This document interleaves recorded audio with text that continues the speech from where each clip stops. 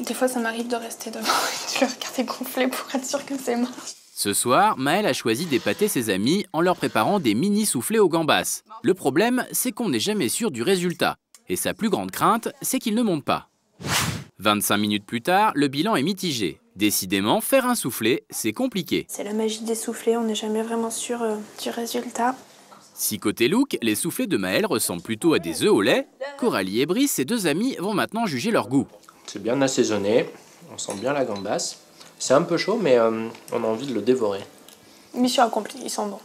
Ils sont bien soufflés. Le soufflé, c'est un peu la bête noire des cuisiniers amateurs.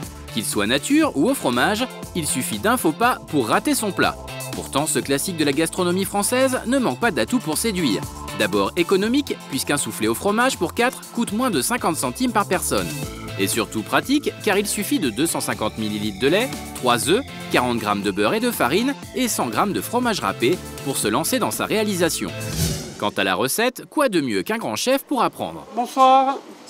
Entrez. Installez-vous. Depuis 6 ans, le chef Philippe Clergue enseigne la cuisine française. Aujourd'hui, il va apprendre à ses élèves les secrets de fabrication pour réaliser un soufflé d'exception. Donc ce soir, on va faire le soufflé au fromage. Qui a déjà réalisé un soufflé au fromage? Non, jamais?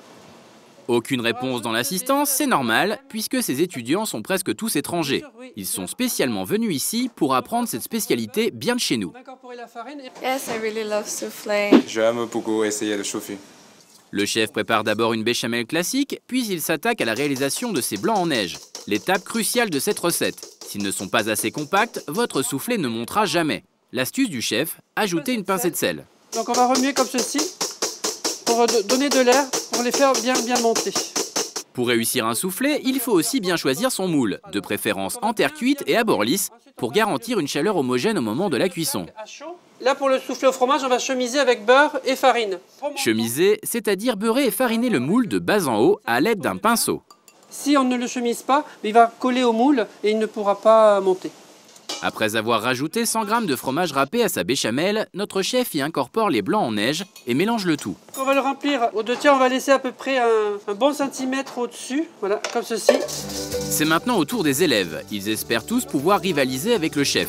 Du côté de Sven, un étudiant belge, on n'est pas trop stressé. Si on fait des bases correctes, si on fait une bonne béchamel, ça doit aller. Quelques coups de fouet plus tard, les élèves mettent au four leur préparation. Donc une fois qu'ils sont au four, on ne peut plus avoir un geste qui va faire qu'il va monter. Même une pompe à vélo, non, c'est pas possible.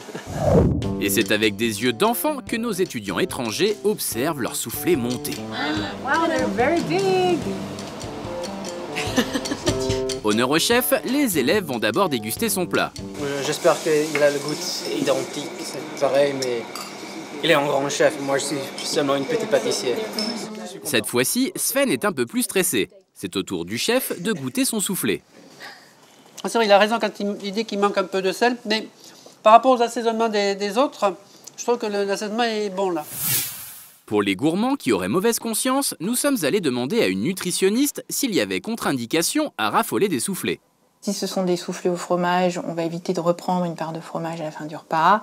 Mais a priori, il n'y a aucun souci pour consommer des soufflés régulièrement. Et c'est bon pour la santé. Une part de soufflé au fromage correspond à 200 kcal, soit un peu plus qu'un steak ou qu'une part de saumon.